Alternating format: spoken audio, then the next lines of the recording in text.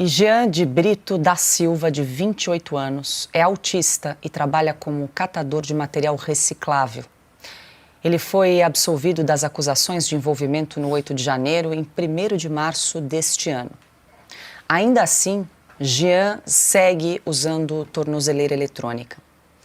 E quem conta mais sobre essa história é nosso repórter Christian Costa, direto de Brasília. Muito boa noite, Christian, seja bem-vindo. Conta um pouco mais a história do Jean de Brito. A gente tem acompanhado no site, as suas publicações, mas o que você pode trazer de atualização para a gente? Seja bem-vindo. História revelada pela Revista Oeste em 2023, a qual acompanhamos com lupa. Paula, muito boa noite a você, a todos no estúdio e também a nossa grande audiência. Paula, como você bem observou, o Jean foi absolvido pelo ministro Alexandre de Moraes, aqui do Supremo Tribunal Federal, em 1º de março deste ano, depois de uma série de reportagens da Revista Oeste a respeito desse caso. Com mais detalhes, inclusive, há uma edição da revista que trata da história do Jean, cuja história é o título, Inocência Assassinada. E Paulo, o que chama atenção nessa questão toda é que, novamente, como você bem pontuou, o Jean permanece com a tornozeleira mesmo depois de 2 meses.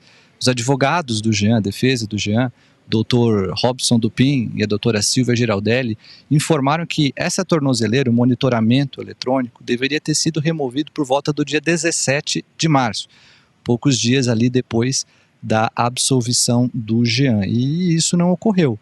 Inclusive, Paula, na ocasião, os advogados acionaram as autoridades, têm chamado a atenção das autoridades para essa situação do Jean, até que no dia 28 de abril, nós obtivemos ali uma peça da defesa, também com exclusividade, diretamente aqui ao gabinete do ministro Alexandre. Então, depois de tentarem ali, de algumas maneiras, resolver o assunto, os advogados acionaram então aqui o gabinete e aguardam um desfecho. Paula, lembrando que nas reportagens que nós publicamos a respeito do Jean, a queixa principal do autista preso ali durante o 8 de janeiro é justamente a tornozeleira eletrônica, que o impede ali de se locomover para outros locais os quais ele gostaria de estar, para visitar inclusive parentes doentes, visitar amigos, e desempenhar outras atividades, além daquelas que ele exerce atualmente com a sua família, que é ali recolher material reciclável. A família, inclusive, Paula, se queixou, a nossa reportagem, em algumas ocasiões, de que o Jean já chegou a ser alvo ali em Juara, que é a cidade onde ele mora, em Mato Grosso, por parte de alguns moradores, de um certo preconceito e discriminação em razão do uso dessa tornozeleira eletrônica. Então, a defesa do Jean aguarda um posicionamento aqui do gabinete do ministro Alexandre de Moraes em relação à remoção desse equipamento, do monitoramento eletrônico, e vamos acompanhar. Lembrando também, Paula, que essa não é a primeira denúncia que nós trazemos aqui, de descaso judicial com os presos. No ano passado, em outubro do ano passado, nós revelamos também aqui com exclusividade a história do Wagner de Oliveira, um ex-morador de rua preso por causa do 8 de janeiro, que inclusive soube da sua absolvição por meio da nossa reportagem e que ali já estava com a tornozeleira havia um bom tempo. Então, agora aguardamos aí uma resolução de mais um caso, Paula, do 8 de janeiro, que nós trazemos para a nossa audiência.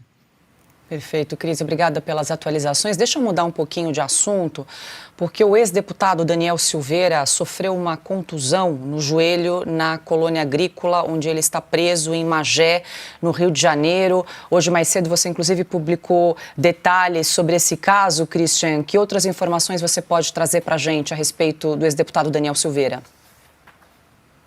É uma lesão antiga, Paula, ela remonta a 2021, ele teve essa lesão em um dos joelhos ali durante um treinamento de Muay Thai, e ela ocorreu justamente no período em que ele acabou sendo preso ali em razão de ofensas aos ministros do Supremo Tribunal Federal, e entre idas e vindas, seja na cadeia ou também no curto período em que ele passou em casa, houve um agravamento desse problema, dessa lesão que você observou aí, segundo a defesa, até porque, conforme os advogados, o sistema prisional não tem ali estrutura suficiente para poder dar conta dessa questão.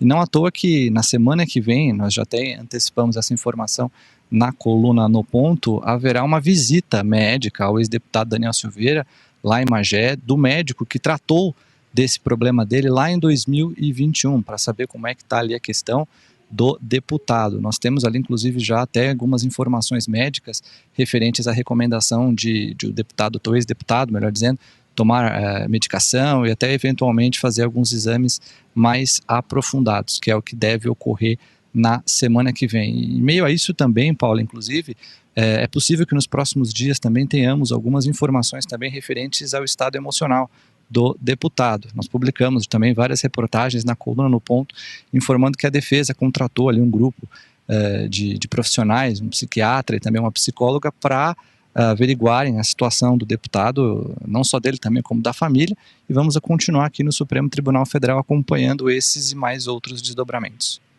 Christian Costa, nosso repórter direto de Brasília, obrigada pelas informações. Christian, bom trabalho para você, até uma próxima. Obrigado, Paula, boa noite a todos. Deixa eu seguir com o Alexandre, que o Christian trouxe essas informações, Alexandre, especialmente em relação ao catador de material reciclável, o Jean de Brito da Silva, ele que tem 28 anos, recebeu a absolvição em 1º de março e desde então segue usando tornozeleira eletrônica. É um caso que nos causa bastante indignação, a gente tem acompanhado, ele não é o único, Alexandre, mas a gente aqui na Revista Oeste, desde o começo, temos procurado dar voz a esses praticamente invisíveis que participaram do 8 de janeiro. Pois é como se ele tivesse sido absolvido e continuasse cumprindo a pena, né? Durante todo o mês de março, mês de abril e agora metade do mês de maio. É um absurdo isso, né? Mas isso é consequência de um erro do Supremo, de uma inconstitucionalidade, né? Porque deveria estar na primeira instância. Na primeira instância haveria mais proximidade. Ele estaria lá naquele município onde ele mora, como é mesmo o nome? No Mato Grosso, né? Então, ele estaria lá, as pessoas saberiam, o juiz conheceria e imediatamente o lado de execução da pena estaria retirando a tornozeleira. Mas ele está lá, ao contrário, as pessoas olham, vem um sujeito com tornozeleira, esse é bandido, está cumprindo pena, né? E pega já a pecha de bandido numa cidade pequena. Se tivesse em primeira instância, não aconteceria isso, é que o Supremo está mais distante. Eu vi a informação do Christian dizendo que a defesa já levou ao ministro Moraes dia 28 de abril. Até agora, já passou mais de meio mês, e não houve nenhuma decisão. Então, são esses anônimos, essas pessoas desconhecidas que não cometeram crime. O catador de lixo, catador de papel, né? Autista. Esse sujeito estava no golpe de Estado, né? Acabou absolvido, mas quem é que vai pagar os danos morais do Jean por todo esse tempo em que ele está pagando pena e é inocente, né? Foi levado pela multidão.